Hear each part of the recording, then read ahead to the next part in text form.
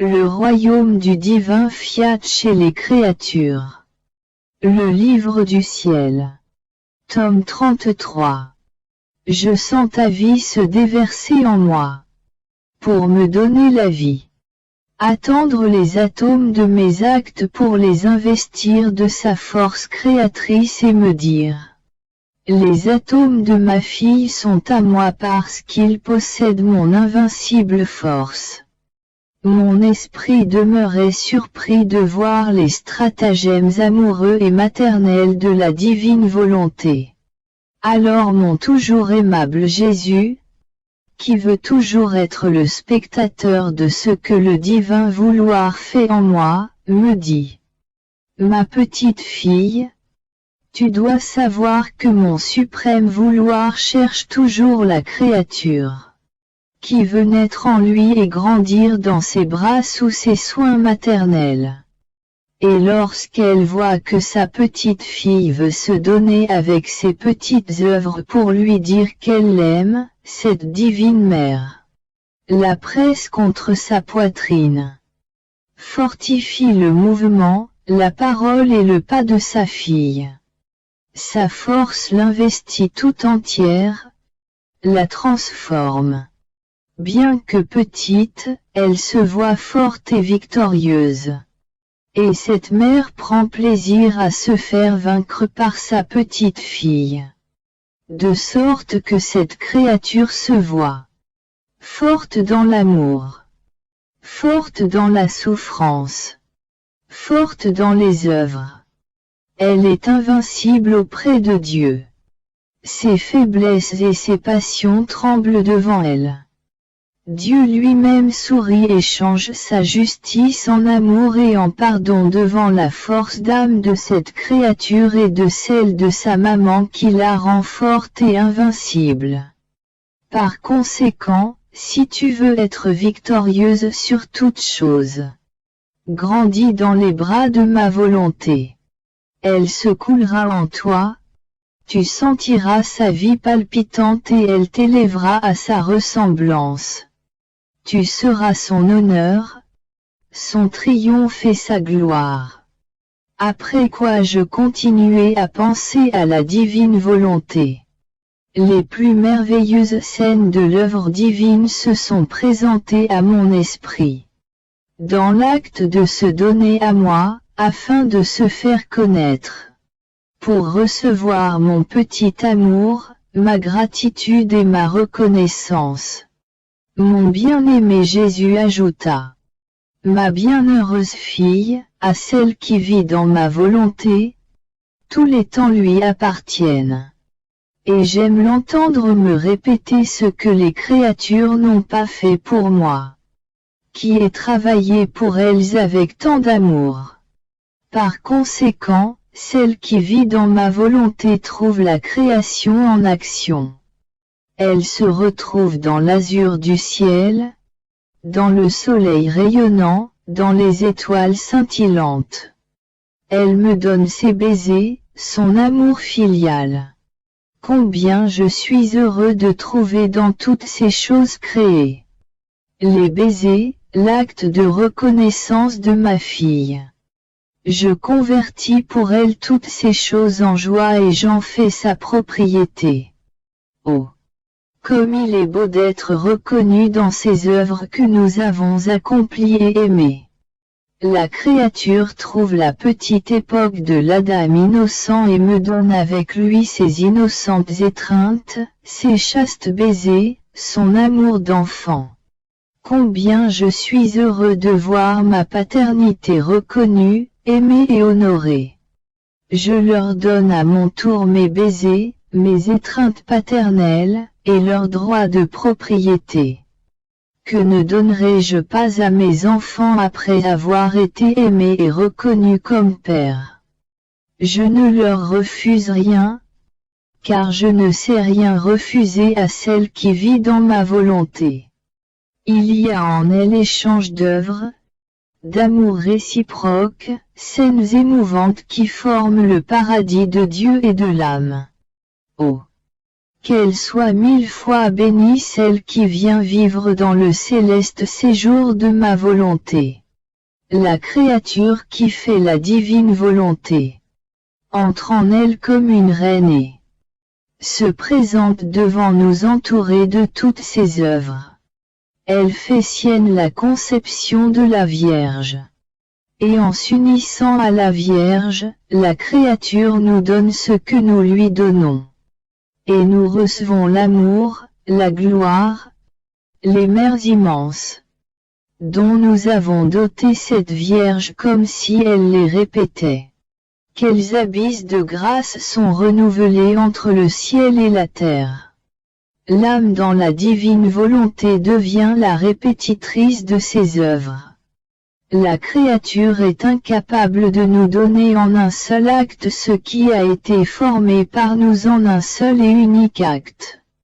Ainsi sa petitesse parcourt notre volonté et prend tantôt une œuvre, tantôt une autre, et avec l'empire que lui donne notre volonté, elle descend dans l'incarnation du Verbe. Comme il est beau de la voir, investie de son amour, ornée de ses larmes et de ses plaies, en possession de ses prières. Toutes les œuvres du Verbe l'entourent au-dedans comme au-dehors.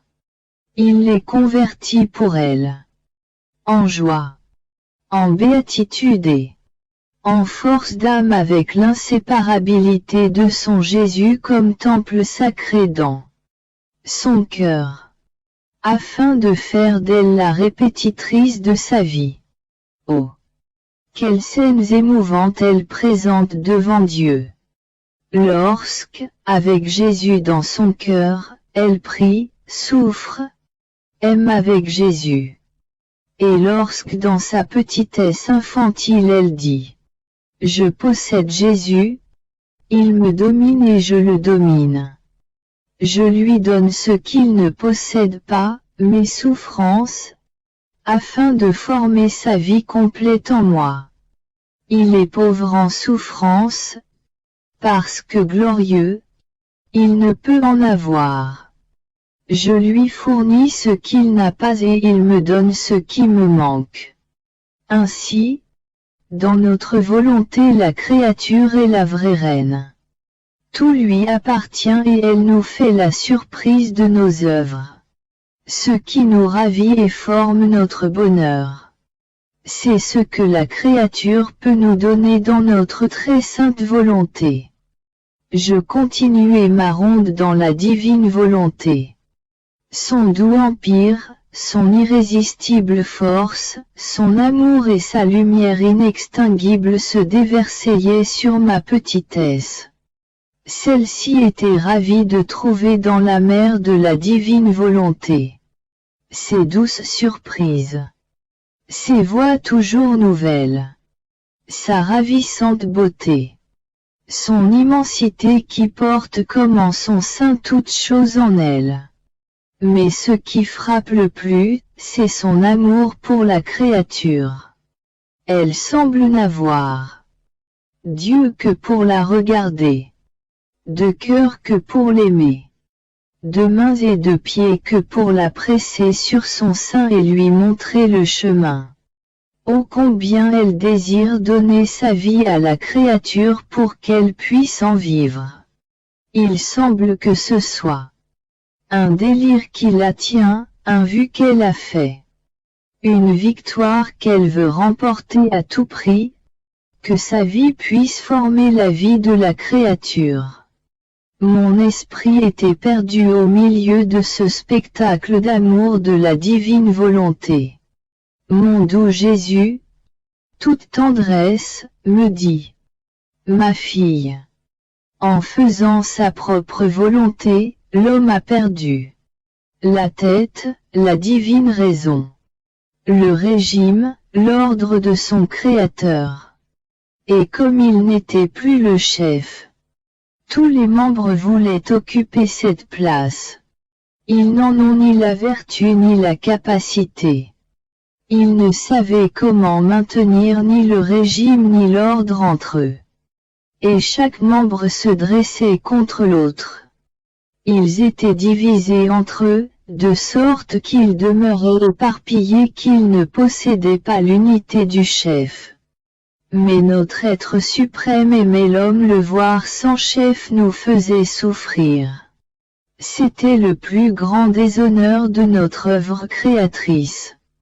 Nous ne pouvions tolérer un tourment si grand chez celui que nous aimions tant. Mais notre divine volonté nous dominait. Notre amour conquérant m'a fait descendre du ciel sur la terre pour me constituer le chef de l'homme et réunir tous les membres dispersés sous le chef. Et les membres ont acquis le régime, l'ordre, l'union et la noblesse du chef. De sorte que mon incarnation, tout ce que j'ai fait et souffert et ma mort elle-même, n'était rien d'autre que ma façon de partir à la recherche de ces membres éparpillés, afin de communiquer, en vertu de mon chef divin, la vie, la chaleur et la résurrection, à des membres morts, pour faire de toutes les générations humaines un corps unique sous mon chef divin. Combien cela m'a coûté! Mais mon amour m'a permis de tout surmonter, de faire face à toutes les souffrances et de triompher de tout. Tu vois ainsi, ma fille, ce que signifie ne pas faire ma volonté, perdre la tête, se séparer de mon corps et devenir des membres détachés, qui avec difficulté et à tâtons avancent à la manière des monstres et inspirent la pitié. Tout le bien de la créature est centralisé dans ma divine volonté et elle forme notre gloire et celle des générations humaines. C'est notre délire et notre promesse d'obtenir que, par l'amour et des sacrifices inouïs, la créature vive dans notre volonté. Par conséquent, sois attentive et contente ton Jésus. Ma pauvre intelligence tourne toujours dans le divin fiat pour le rencontrer dans ses actes et m'unir à eux, les courtiser, les aimer et pouvoir lui dire « J'ai l'amour de tes actes en mon pouvoir. Par conséquent je t'aime comme toi tu m'aimes et ce que tu fais, je le fais aussi. » Oh! Comme il est beau de pouvoir dire « Je suis disparu dans la divine volonté. » Par conséquent sa force, son amour, sa sainteté, son œuvre sont à moi. Nous avons le même pas, le même mouvement et le même amour. Et la divine volonté tout en fait semble dire « Comme je suis heureuse. Je ne suis plus seule, je sens en moi un battement de cœur, un mouvement, une volonté qui court avec moi. Nous sommes fusionnés. Elle ne me laisse jamais seule et fait tout ce que je fais. Mon esprit était perdu dans le divin vouloir et je me disais « Mais qu'est-ce que font tous mes actes dans la divine volonté alors que je ne fais rien ? C'est elle qui fait tout et comme je suis en elle. La divine volonté me dit que je fais ce qu'elle fait. C'est avec raison.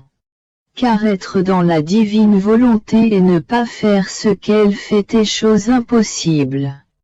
Parce que son pouvoir est si grand qu'il investit mon néant qui fait ce que font tous ses actes. D'ailleurs, elle ne sait ni ne peut agir autrement. Et mon doux Jésus, me surprenant par une de ses brèves visites, me dit « Ma petite fille de ma volonté, comme c'est beau. La créature ne peut pas recevoir de plus grand honneur que d'être admise en elle.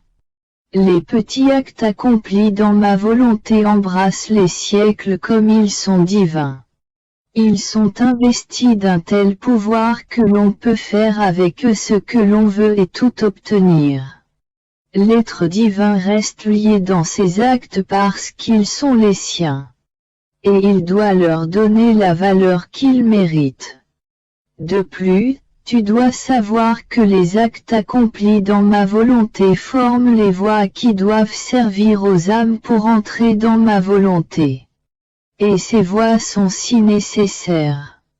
Si des âmes héroïques ne viennent pas d'abord vivre dans ma volonté, afin de former les grandes voies de son royaume, les générations, ne trouvant pas les voies d'accès, ne sauront pas comment entrer dans ma volonté.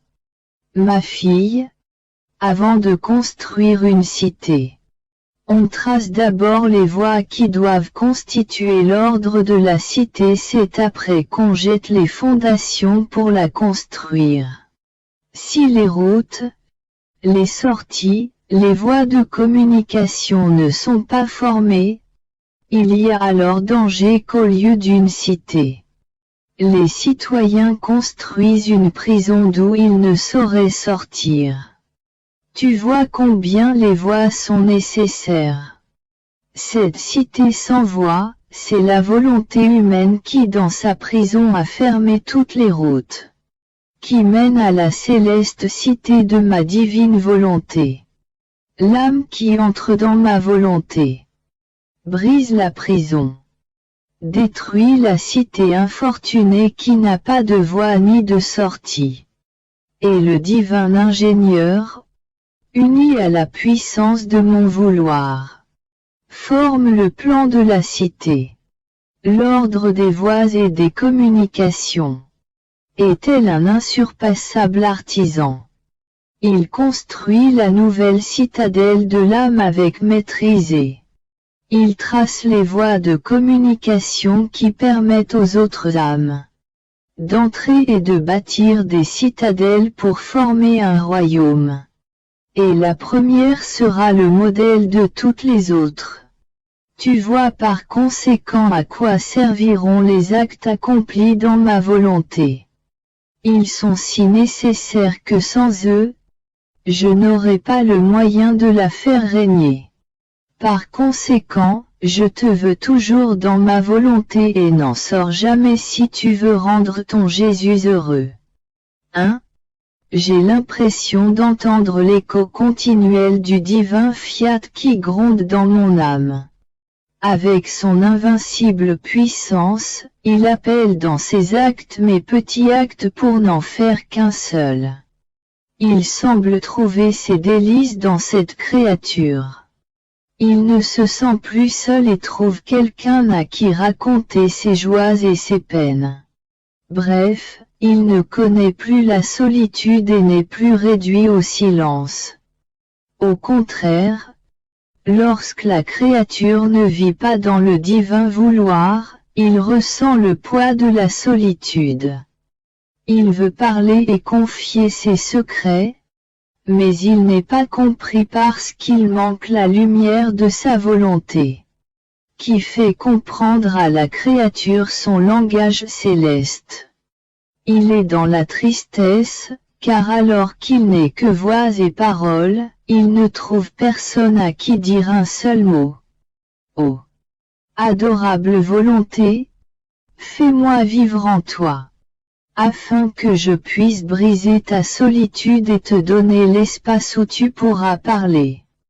Mais alors que mon esprit était perdu dans les vastes horizons du divin fiat, mon doux Jésus, répétant sa petite visite, me dit dans sa bonté.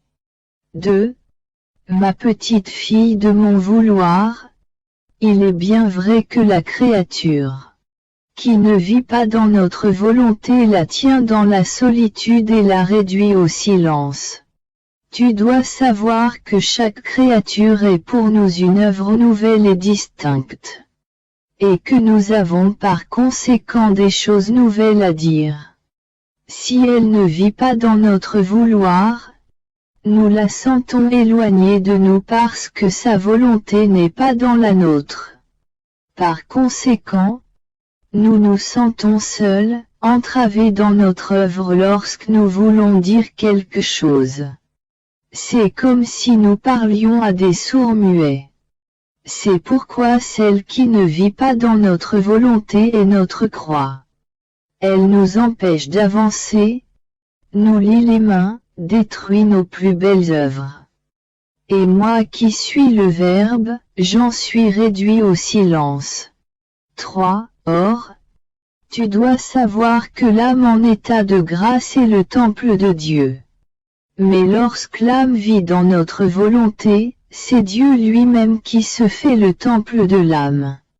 Et combien est grande la différence entre la créature temple de Dieu et Dieu temple de l'âme. Le premier est un temple exposé au péril, aux ennemis, sujet aux passions. Bien souvent, notre être suprême se trouve dans ces temples comme en un temple de pierre, abandonné, où il n'est pas aimé comme il devrait l'être. Et la petite lampe de son amour continuel que l'âme devrait avoir en hommage au Dieu qui réside en elle, est éteinte par manque d'une huile pure. Et si cette âme devait tomber dans un péché grave, notre temple s'écroulait.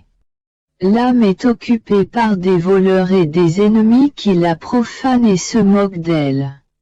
Le second temple, qui est Dieu temple de l'âme, n'est pas exposé au danger. Les ennemis ne peuvent pas s'en approcher, les passions s'éteignent. Et l'âme dans ce temple divin est comme la petite hostie qui porte Jésus en elle.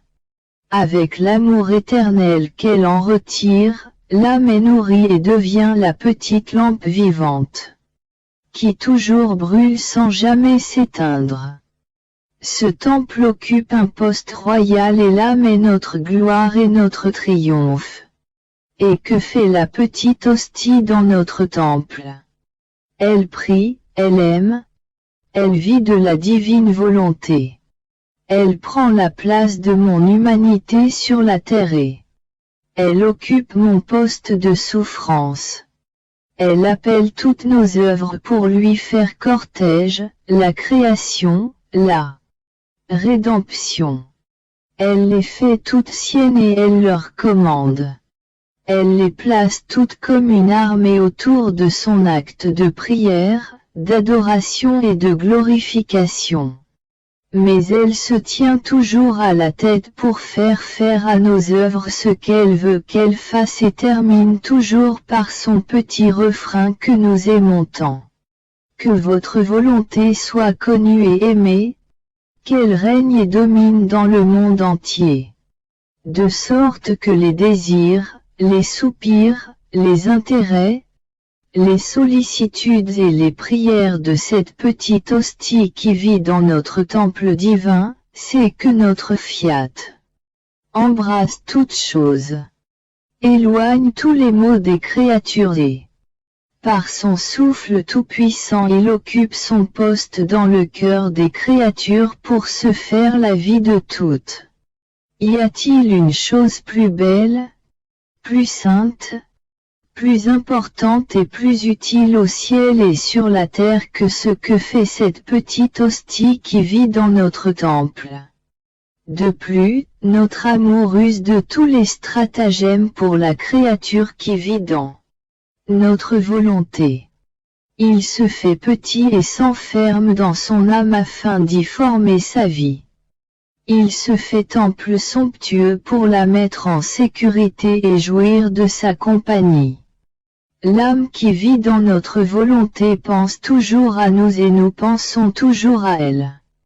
Par conséquent, prends bien soin de toujours être dans notre volonté.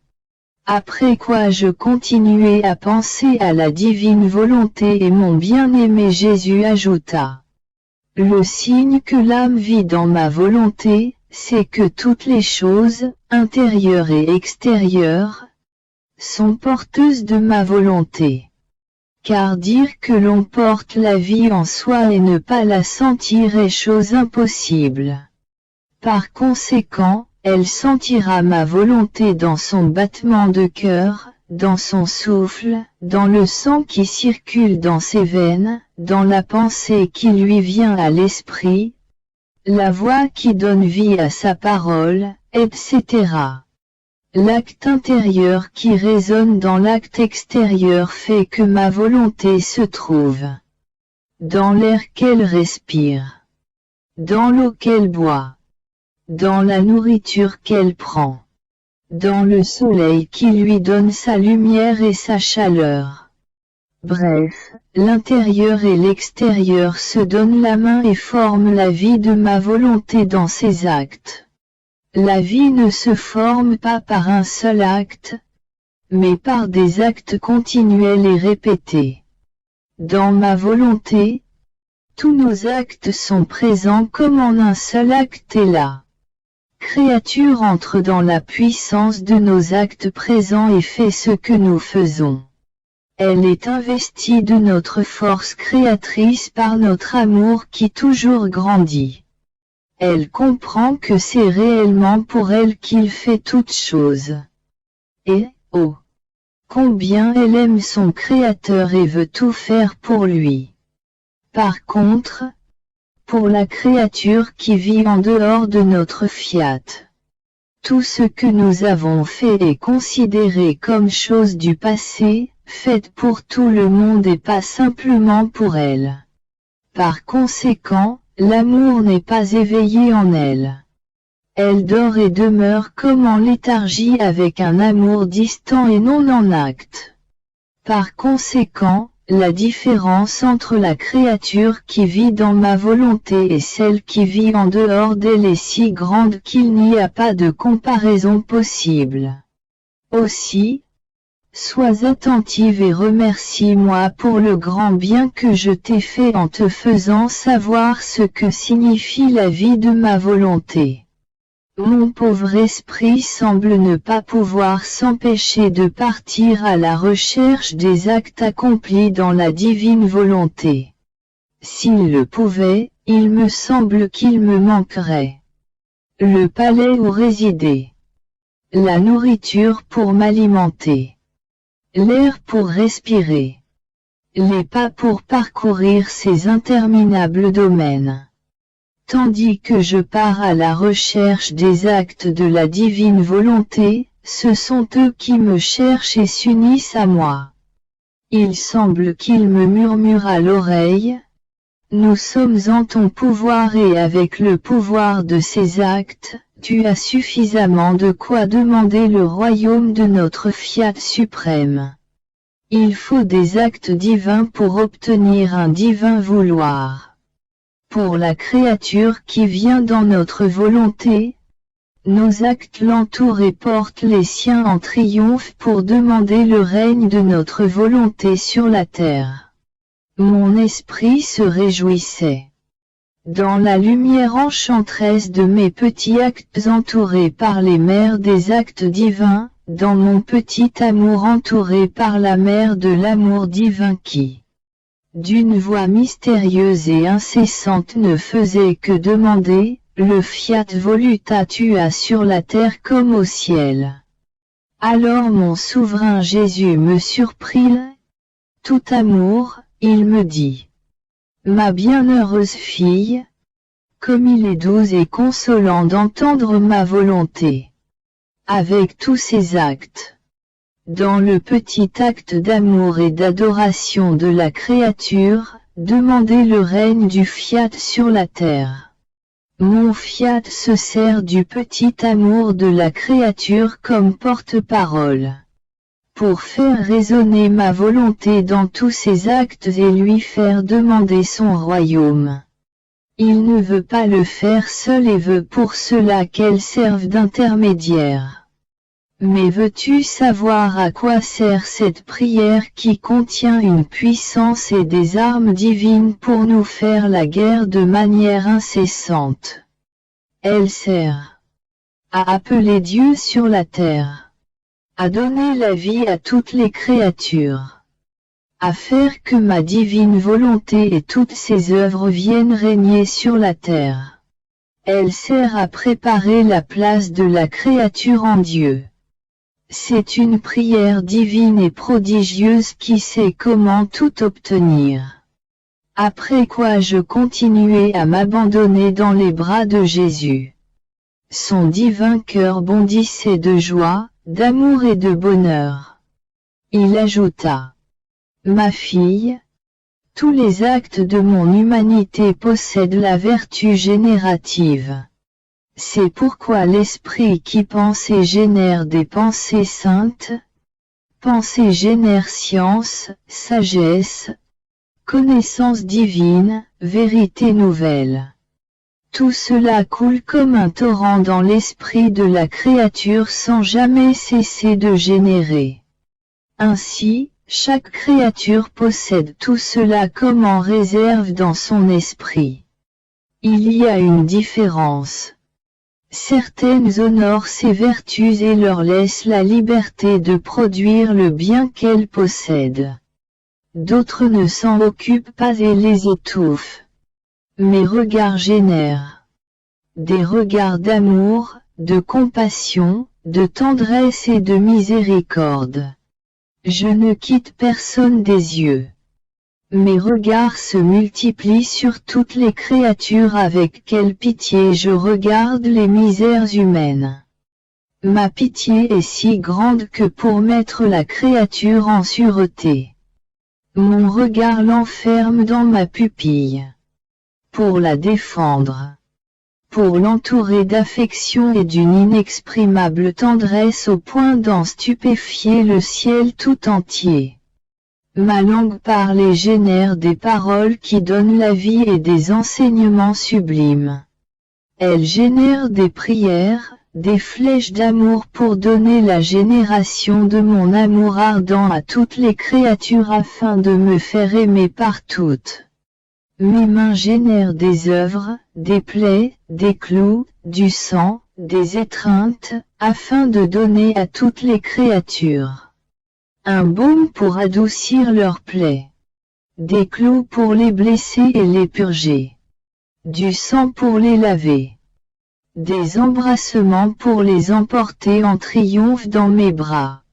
Toute mon humanité génère continuellement afin de se reproduire en chaque créature. Notre amour divin consiste réellement en ceci: se reproduire en chaque créature. Et si nous n'avions pas la vertu générative, cela ne pourrait pas être une réalité, mais une façon de parler. Or nous accomplissons d'abord les actes en nous-mêmes. Si nous utilisons la parole, c'est afin de confirmer les actes. D'autant plus que mon humanité est inséparable de la divinité qui possède par nature la vertu générative et se tient au-dessus des créatures comme une mère avec les bras ouverts pour générer en elles une vie admirable. Mais veux-tu savoir qui reçoit les effets? Tout le fruit de cette génération continue. C'est la créature en qui règne ma volonté et qui non seulement reçoit la génération de mes actes, mais les reproduit de façon admirable. Je suis toujours dans le cher patrimoine du fiat. Je sens son doux empire qui m'absorbe et m'investit au point que je n'ai plus le temps de m'attrister de la privation de mon bien-aimé Jésus qui est pour moi, hélas, si douloureuse. Ces actes continuels, multiples et infinis s'imposent sur moi, pour me rendre présente et participante au bien qu'ils contiennent, pour me dire combien il m'aime et me demander si je l'aime. Mon esprit était perdu et ravi en voyant qu'il voulait toujours me donner de lui-même et me rendre présente à ses actes. Quelle bonté! Quel amour! Et mon souverain Jésus me surprit en disant: Ma petite fille de ma volonté, ton Jésus a la mission de manifester les secrets de ma divine volonté. Son amour est tel qu'il ne sait être et qu'il ne peut être sans se donner lui-même, de façon continuelle, à la créature. Tu dois savoir que lorsque ma volonté accomplit un acte, elle appelle dans cet acte toutes les créatures, et elle se donne tout entière afin de donner à chacune le bien que cet acte possède. De sorte que toutes les créatures sont contenues dans son acte et reçoivent le bien de cet héritage divin. Avec cette différence que celle qui est volontairement et par amour dans notre volonté conserve la possession de ce bien. Le bien de la créature qui n'est pas dans notre volonté ne reste pas perdu, mais attend son héritière. Celle qui décidera d'avoir la vie dans notre volonté qui lui en donnera la possession. Et avec une libéralité toute divine, nous donnons à la créature qui n'est pas dans notre volonté les intérêts de ce bien, c'est-à-dire les effets, afin qu'elle ne meure pas de faim des biens de son Créateur. Notre volonté possède par nature la vertu universelle. Par conséquent, en chacun de ses actes, elle embrasse toutes les créatures. Elle les appelle toutes et offre à chacune d'elles ses biens divins. Le soleil est l'image et le symbole de notre divine volonté, créé par mon fiat avec sa vertu universelle. Il offre sa lumière à toutes les créatures sans la refuser à personne. Et si on ne voulait pas prendre le bien de sa lumière, le soleil ne détruirait pas cette lumière. Il ne le peut d'ailleurs pas. Il attend que l'on décide de prendre le bien de la lumière et se donne immédiatement. Même à celles qui ne décident pas directement d'en prendre le bien. À certaines choses il donne la fécondité et la maturation, à d'autres le développement et la douceur. Il n'existe pas de choses créées auxquelles le soleil ne donne de lui-même. De sorte que la créature, en se servant des plantes pour se nourrir, prend les effets et les intérêts que donne la lumière et que volontairement, elle ne prend pas. Ma volonté fait plus encore que le soleil dans tous ses actes et offre à toutes les créatures ses biens divins. Celle qui vit dans notre volonté en a la propriété et elle possède le bien que ma volonté lui a donné en chacun de ses actes. Elle sent en elle-même la nature du bien puisque le bien est en son pouvoir. La bonté, la patience, l'amour, la lumière, l'héroïsme du sacrifice, tout est à sa disposition. Si elle en a l'occasion, elle les pratique sans effort. Sinon elle les conserve toujours, telles de nobles princesses qui forment l'honneur et la gloire de la propriété que ma volonté lui a donnée. Il en est comme pour l'œil de la créature qui possède la vue. S'il est nécessaire de regarder et d'aider avec la vue qu'il possède, elle le fait. Si ce n'est pas nécessaire, elle ne perd pas la vue et conserve son œil qui forme son honneur et sa gloire. Posséder ma volonté et ne pas en posséder les vertus est presque impossible. Ce serait comme un soleil sans chaleur, une nourriture sans substance, une vie sans battement de cœur. Par conséquent, celle qui possède ma volonté a tout en sa possession, comme dons et propriétés que ma divine volonté lui apporte.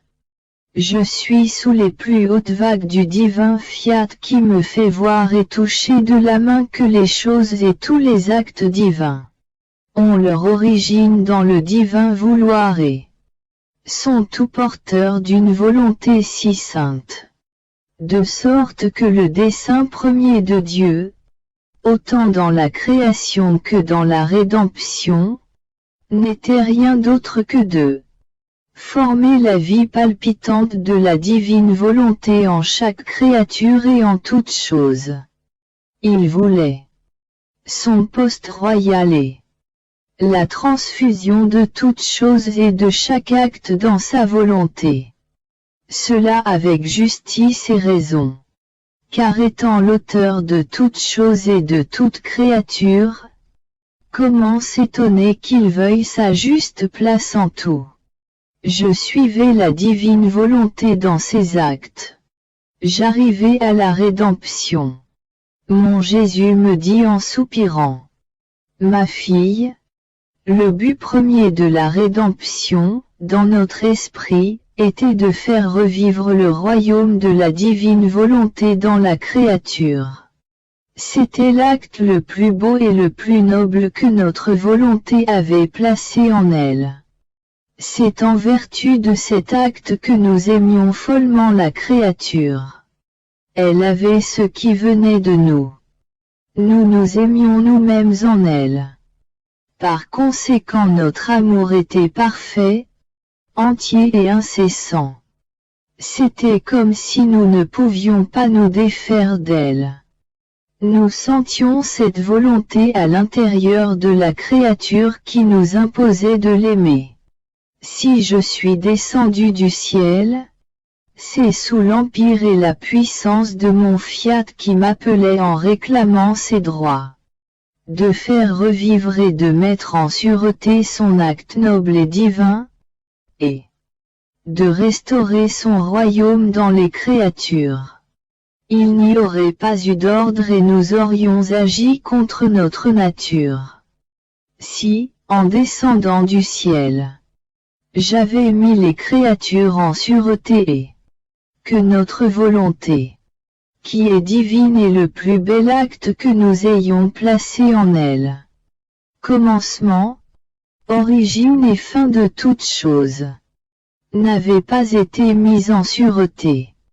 Et si son royaume n'avait pas été restauré dans les créatures, qui ne pense à se sauver d'abord soi-même avant de sauver les autres? Personne. Et ne pas pouvoir se sauver soi-même est le signe que l'on ne possède ni la vertu, ni le pouvoir de sauver les autres. En restaurant le royaume de ma volonté dans la créature, j'ai accompli l'acte le plus grand, un acte que Dieu seul peut opérer, c'est-à-dire celui de mettre en sûreté ma vie elle-même dans la créature. Et en me sauvant moi-même, j'ai mis en sûreté toutes les créatures. Elles n'étaient plus en danger parce qu'elles avaient en leur pouvoir une vie divine en qui elles trouvaient tous les biens dont elles avaient besoin.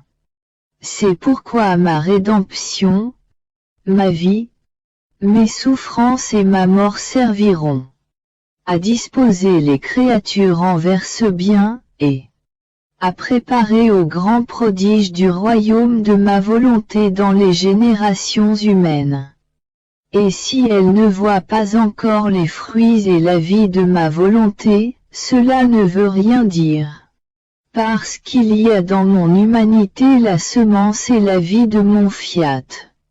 Cette semence possède la vertu de former la longue génération de tant d'autres semences dans les cœurs afin de régénérer en eux le renouveau de la vie de ma volonté dans les créatures. Il n'y a par conséquent pas un acte accompli par notre être suprême qui ne sorte de notre volonté. Son amour est tel qu'il se fait vie dans nos actes. Comme il est vie, il exige ses droits de se développer. Aussi, comment pourrais-je venir pour racheter, si je ne restaurais pas ces droits dans ma volonté? Ces droits ont été restaurés dans ma céleste mère et dans mon humanité. C'est alors que j'ai pu venir restaurer. Autrement, je n'aurais trouvé ni le chemin ni le lieu où descendre. Et mon humanité s'était engagée envers l'être suprême, par ses souffrances, à le rétablir dans ses droits, à le faire régner dans le temps et dans la famille humaine. Par conséquent, prie et unis à moi. N'épargne pas le sacrifice de ta vie. Pour une cause si sainte et si divine, et pour un amour si héroïque et si grand envers toutes les créatures. Ce que je venais d'écrire m'inquiétait et je me disais, comment se peut-il que lorsqu'il dit que son but premier pour sa venue sur terre était d'établir le royaume de la divine volonté, alors que les fruits de la rédemption sont abondants, mais qu'on n'en voit presque aucun du règne de son fiat. Jésus ajouta. 3. Ma fille, il serait absurde et contraire à l'ordre divin de ne pas donner la primauté à notre volonté comme nous l'avons fait. Le royaume de la divine volonté a commencé. D'abord dans ma céleste mère, puis dans mon humanité qui possédait la plénitude de la volonté suprême. Je représentais avec la Reine du ciel la famille humaine tout entière. En vertu de ce royaume que nous possédions afin de réunir tous les membres éparpillés, la rédemption pouvait venir. C'est véritablement de l'intérieur du royaume de ma volonté que la rédemption est sortie. Si ma mère et moi n'avions pas possédé ma volonté, son royaume serait resté un rêve dans notre esprit divin. Comme je suis la tête, le roi et le sauveur véritable de l'humanité. Les membres de cette humanité ont droit à ce qui se trouve dans la tête, et les enfants ont le droit d'hériter des biens de leur mère. C'est pourquoi la rédemption est venue. La tête veut guérir les membres et se les attacher par le moyen des souffrances et de la mort, afin de jouir en eux des vertus de la tête. La mère veut réunir ses enfants pour se faire connaître afin de les constituer héritiers de ce qu'elle possède. Il fallait le temps pour que du royaume de ma volonté sorte la rédemption comme son premier acte. La rédemption sera un puissant moyen de communiquer aux membres le royaume que possède la tête. Et moi qui insiste tellement pour que les créatures commencent par ma volonté. Moi qui possède la vie de cette volonté et qui devais descendre du ciel sur la terre et payer un tel prix, je ne devrais pas donner la primauté à ma volonté. Oh! Ma fille, cela signifie alors que l'on ne sait pas vraiment qu'un acte de ma volonté a plus de valeur que tous les actes des créatures ensemble et qu'il est bien certain que la rédemption avait la vie de ma volonté, tandis que la rédemption ne possédait pas la vertu de donner la vie à ma volonté. Mon fiat est éternel, il n'avait de commencement ni dans l'éternité ni dans le temps. Tandis que la rédemption avait son origine dans le temps. Puisque ma volonté n'a pas de commencement et qu'elle seule peut donner la vie à toute chose, elle possédait par sa nature la primauté sur toute chose. Et il n'est rien que nous fassions sans que règne et prédomine notre volonté. Mais tu dis que l'on peut voir les fruits de la rédemption alors que ceux du royaume de la divine volonté ne sont pas encore visibles. Cela signifie que l'on ne comprend pas nos manières divines d'agir. Car nous faisons d'abord les petites choses avant de donner place à nos grandes œuvres et de réaliser notre principal dessein. Écoute-moi, ma fille, car dans la création notre dessein premier était l'homme. Mais au lieu de commencer par créer l'homme, nous avons créé le ciel, le soleil, la mer, la terre, la mer et les vents comme habitation. Où placer cet homme et lui faire trouver tout ce dont il avait besoin pour vivre. Dans la création de l'homme lui-même. Nous avons commencé par faire le corps avant de lui infuser l'âme. Plus précieuse. Plus noble. Et qui a plus de valeur que le corps. Il est souvent nécessaire de faire en premier les petites choses afin de préparer une place digne pour nos œuvres sublimes. Pourquoi s'étonner? Par conséquent, qu'en descendant du ciel sur la terre, notre dessein premier dans notre esprit était de constituer le royaume de notre volonté dans la famille humaine. D'autant plus que la première offense de l'homme était dirigée contre notre volonté.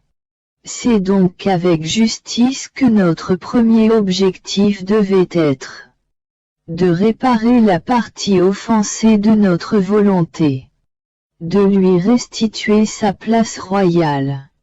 C'est après qu'est venue la rédemption, de façon surabondante, avec des excès d'amour propres à étonner le ciel et la terre. Mais pourquoi en premier? Parce qu'elle devait servir à préparer convenablement et somptueusement, par le moyen de mes souffrances et de ma mort, un royaume, une armée, une habitation comme cortège où faire régner ma volonté. Pour guérir l'homme, il fallait mes souffrances pour lui donner la vie, il fallait ma mort. Et pourtant, une seule de mes larmes, un seul de mes soupirs, une seule goutte de mon sang aurait suffi à sauver tout le monde. Car tout ce que je faisais était animé par ma suprême volonté. Je peux dire que c'était elle qui dans mon humanité courait. Dans tous mes actes. Dans mes souffrances les plus atroces.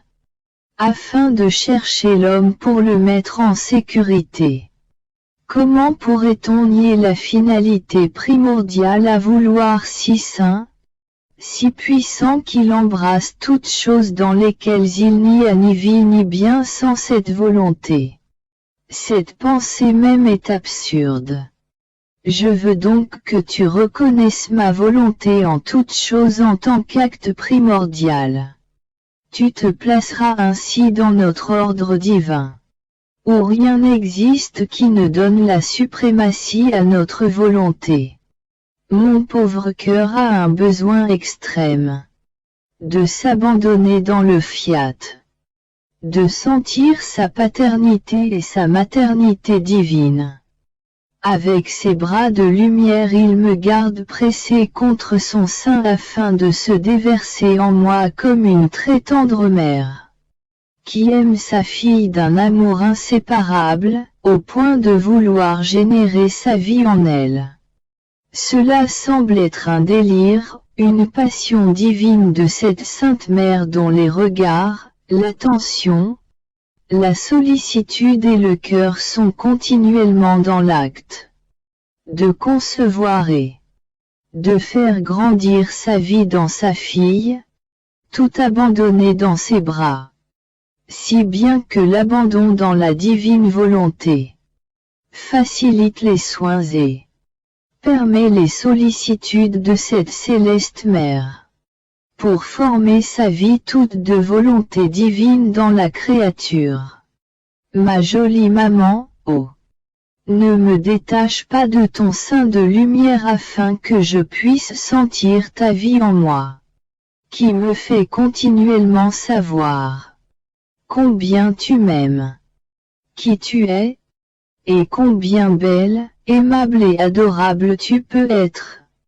Mais alors que mon esprit était perdu dans l'abandon total au divin vouloir, mon doux Jésus, renouvelant sa brève petite visite, me dit: Ma bienheureuse fille, plus on comprend mon vouloir, mieux on peut profiter de sa beauté et de sa sainteté, et participer à ses biens. L'abandon dans ma volonté détruit tous les obstacles et garde sans effort l'âme bien serrée dans les bras de mon fiat qui peut régénérer sa vie divine dans la créature. Voici ce que dit un abandon véritable et complet. Fais de moi ce que tu veux. Ma vie t'appartient et je ne veux plus m'en soucier. De sorte que l'abandon possède la vertu de mettre la créature au pouvoir de ma divine volonté. Car tu dois savoir que toute chose, et la nature humaine elle-même, participe au mouvement éternel de Dieu. De sorte que tout tourne autour de lui. Toute la création, le souffle, le battement de cœur, la circulation du sang, sont tous sous l'empire du mouvement éternel qui leur donne la vie. Comme toutes les choses et toutes les créatures tirent leur vie de ce mouvement. Elles sont inséparables de Dieu. Comme elles ont la vie, elles tournent toutes autour de l'être suprême. Du coup, la respiration, le battement de cœur, le mouvement humain, ne dépendent pas d'eux, qu'ils le veuillent ou pas. L'on peut dire qu'ils ont la vie en Dieu avec toutes les choses créées. Seule la volonté humaine, ayant été créée avec le grand do du libre arbitre afin de pouvoir nous dire librement qu'elle nous aime. Non parce qu'elle y est obligée comme peuvent être contraints la respiration de respirer. Le cœur de palpiter et la créature de recevoir le mouvement de son Créateur. Sans y être obligée, elle peut nous aimer et être avec nous afin de recevoir la vie agissante de notre vouloir. C'était l'honneur et le très grand don que nous avions fait à la créature qui s'est avec ingratitude retirée de notre union et de cette inséparabilité, et par conséquent, de son union avec toute chose. C'est alors qu'elle s'est perdue, dégradée et affaiblie. La créature a perdu cette force unique. Elle est la seule dans toute la création à avoir perdu sa route, sa place, son honneur, sa beauté, sa gloire. Elle s'écarte de la place qu'elle conserve dans notre volonté qui l'appelle et se languit de la mettre à sa place d'honneur pour que personne ne perde la vie du mouvement incessant. Qu'elle ne se sente pas pauvre et faible, mais riche du mouvement éternel de son Créateur.